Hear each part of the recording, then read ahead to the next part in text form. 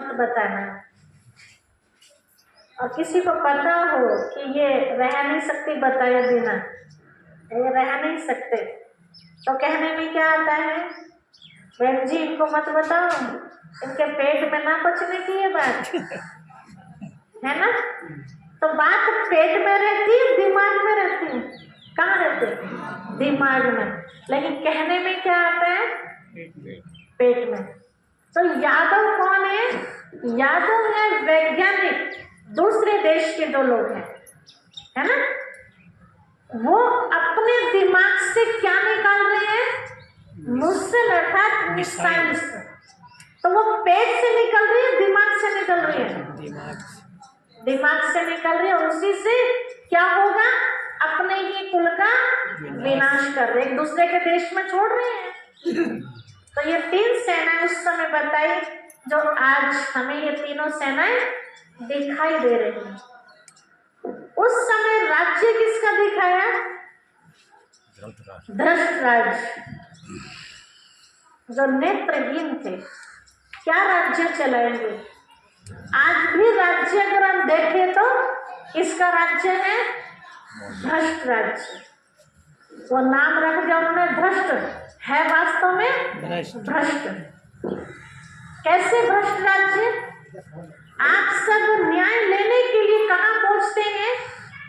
कानून के पास। और कानून में जज के बराबर में ही एक तस्वीर लगी होती है, देखा होगा, ऐसे नहीं तो टीवी में देखा होगा। कैसी तस्वीर लगी होती है भाइयों? बहनों ने भी देखा होगा, किसी ने? अंधा आँख पे पट्टी, आंखों पर पट्टी और हाथ में तराजू। अब जिसे दिखाई नहीं दे रहा, क्या न्याय करेगा? तो हो रहा है, नहीं हो रहा, अंधा कानून। तो न्याय सच में कहाँ होगा? जो 2 दिन पहले हमने आपको बताया, कोई आपके साथ बुरा कर रहा हो, फॉर्मेलिटी निभा दो यहाँ थाने में, ताकि आपको कोई ना कहे कि बताया नहीं। बाकी सच्ची एप्लीकेशन कहाँ लगा हुआ? वहाँ लगा, वहाँ सुनवाई जरूर होगी। यहाँ तो पैसे वालों की सुनवाई होती है ना, अच्छे कारण बहुत गंदा काम करने वाले सीना तान के घूम रहे हैं बाहर, और जिन्होंने कुछ नहीं किया बेचारे, कई निर्दोष आज भी आप जेल में देख सकते हैं, क्योंकि पैसा नहीं है उनके पास, किसी ने फंसा दिया और बेचारे रो रहे हैं जेल। ठीक है। तो भ्रष्ट राज्य के जो बच्चे थे उनके नाम क्या थे? क्या नाम थे? दुर्योधन और दुशासन और आदि आदि, ऐसे सारे ऐसे नाम थे, है ना। बेटी का नाम क्या था? दुश्शला। जैसे नाम थे, काम भी उनके ऐसे थे सारे। उस समय एक दुर्योधन दिखाया, तुलना करते रहना आप सब। एक दुर्योधन मतलब बाप के धन का दुरुपयोग करने वाला अभिमानी व्यक्ति, एक दिखाया। आज के टाइम कितने दुर्योधन हैं दुनिया में? गिनती कर सकते हैं आप? नहीं कर सकते। उस समय एक दुशासन था, कुदृष्टि वाला, भाभी को भाभी नहीं समझा, जबकि पहले भाभी मां समान हुआ करती थी, है ना। और आज क्या है, हमें बताने की जरूरत नहीं, आप सब समझते हैं। गिनती कर सकते हैं दुशासनों की? कोई गिनती नहीं। उस समय एक शकुनी मामा दिखाया, अपने ही बहन के घर में आग लगाने वाला। आज के टाइम कितने शकुनी हैं, गिनती कर सकते हैं? कोई गिनती नहीं। और भी बहुत सारे पात्र दिखाए उस समय, वो सारे के सारे जिन्होंने देखी होगी महाभारत, आज से आप तुलना कीजिए, सब के सब यहाँ। तो ये वही टाइम है जब निराकार परमात्मा पिता ने आकर के सच्चा गीता का ज्ञान दिया था। और जिसने गीता का ज्ञान सुना, वो 5 पांडवों ने ही कौरवों के ऊपर विजय प्राप्त करके स्वर्ग की ओर चले गए थे सहज तरीके से। तो जिसको स्वर्ग में जाना है तो कौरव क्या है, हमारे अंदर बुराइयां, तो बुराइयों के ऊपर विजय प्राप्त करने का परमात्मा पिता ने ज्ञान दिया था, ना कि भाई भाई को मारने का ज्ञान दिया था। वैसे भी बहुत जगह हम स्लोगन्स पढ़ते रहते हैं, कहा जाता है कि आप बुराई से नफरत करो, ना कि बुरे व्यक्ति से नफरत करो, है ना। बीड़ी से घृणा करो, ना कि बीड़ी पीने वाले से घृणा करो। तो गीता का ज्ञान हमें यही सिखाता है कि अपने अंदर के भूतों को हम कैसे खत्म करें। तो भूतों को खत्म करने का आपको रोज तरीका बताया जा रहा है। आप ये पांडव शक्ति सेना ग्रुप देख रहे हैं, खड़ा हुआ है, सब किसकी याद में है, ऊपर कौन दिखा है, शिव बाबा दिखा है, ज्योति विभू, सब उस ज्योति विभू शिव बाबा की याद की किरणें ले रहे हैं। उनसे किरणें निकल कर किन पर पड़ रही है, भूतों पर पड़ रही है। जब हम उनकी याद में शक्ति प्राप्त करते हैं तो हमारे अंदर से वो भूत ऑटोमेटिक निकल के भाग जाते हैं। परमात्मा पिता की शक्ति के आगे वो टिक नहीं पाते हैं। यहाँ ये दिखाया कि भगवान ने युद्ध कौन सा सिखाया था। देखिए, अगर सचमुच श्री कृष्ण जी ने गीता का ज्ञान दिया था, श्री कृष्ण जी की महिमा में आता है कि वो सर्वगुण संपन्न, सोने कर्ण संपूर्ण, संपूर्ण निर्विकारी, मर्यादा पुरुषोत्तम, अहिंसा परम धर्म थे। हिंसा नहीं थी उनकी लाइफ में। तो क्या वो हिंसाकारी युद्ध करवा सकते हैं? नहीं करवा सकते ना। तो जरूर है कि वो कोई और तरह का युद्ध था। वो कौन सा युद्ध था? वो मन का युद्ध था। आपके अंदर कोई बुराई है, आप उसको छोड़ना चाहते हैं, आपको समझ में आ गया इस बुराई को छोड़ने से मुझे इतने लाभ है, तो उसको छोड़ने के लिए आपको जो मेहनत करनी पड़ती है, मेहनत का ही दूसरा शब्द क्या है? युद्ध। तो वो मानसिक युद्ध था विकारों के साथ। तो वो तो समझा नहीं, कौन सा युद्ध दिखा दिया? ये बाहरी की युद्ध दिखा दिया है। बाहरी की युद्ध नहीं। किसी से भी हम लड़ाई करते हैं तो पहले लड़ाई यहाँ होती है ना, दिमाग में, बाद में हाथ पांव चलते हैं किसी को मारने के लिए।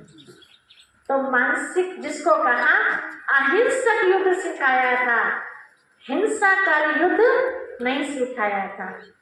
जो घोड़ा गाड़ी दिखाया कि भगवान ने अर्जुन के रथ में बैठ करके गीता का ज्ञान अर्जुन को दिया था।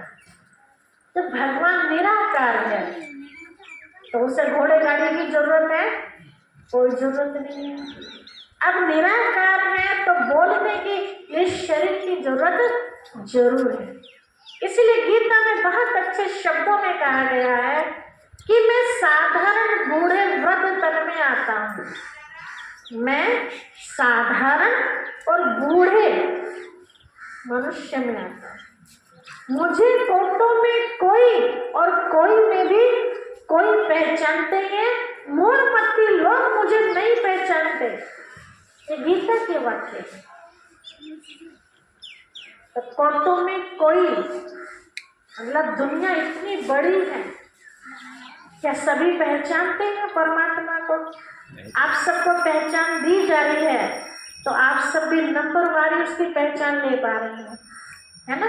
उनको अभी तक किसी ने कितना पहचाना होगा और अब किसी ने कितना पहचान, जितना जिसने पहचान लिया उतना उसका वो फायदा ले सकते हैं।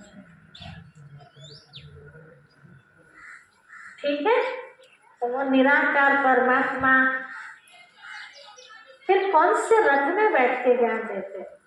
वो दिखाया अर्जुन का रथ 5 घोड़ों वाला रथ। वास्तव में ये शरीर भी क्या है? ये भी एक रथ की तरह है, 5 घोड़े का रथ है ये।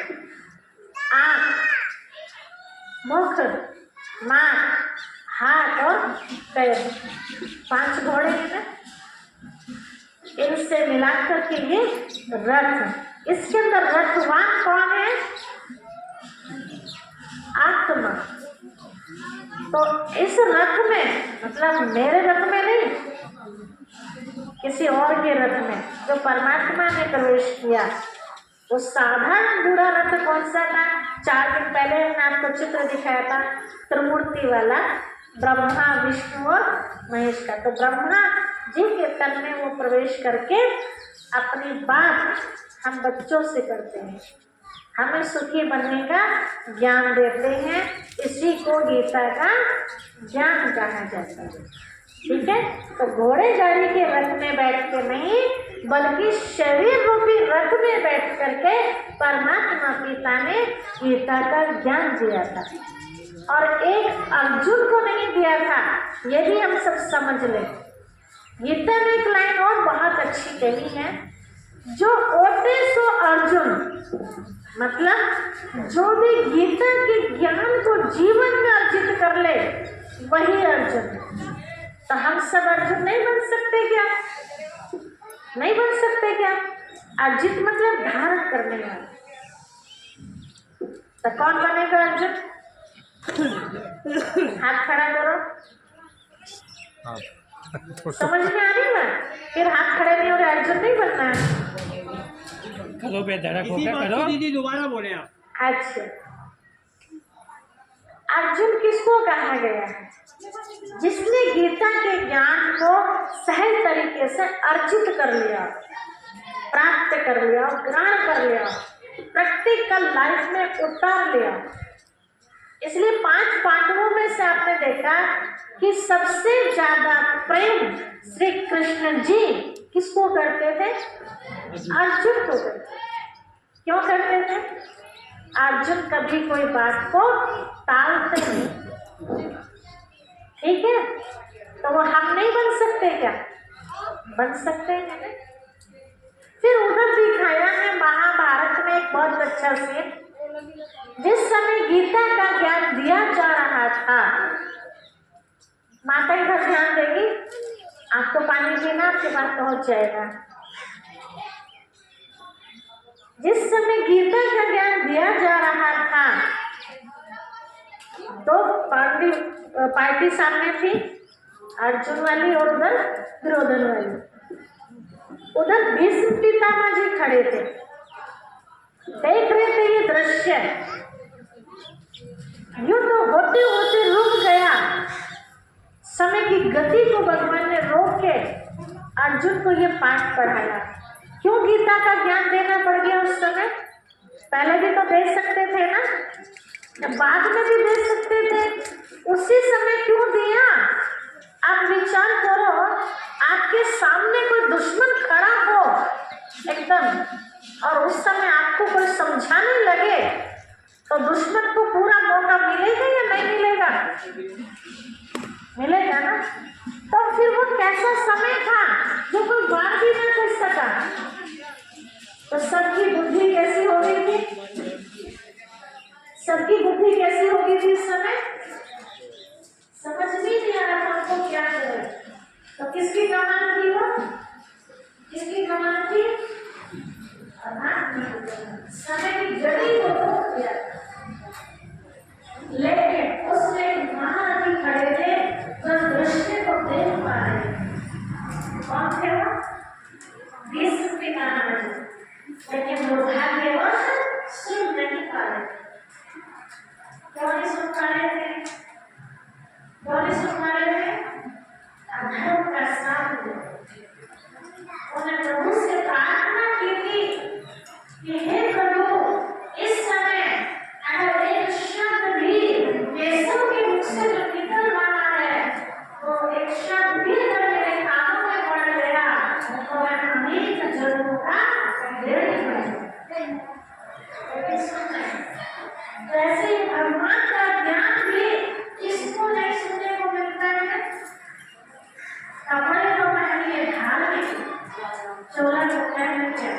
लेकिन साथ किसका करेंगे?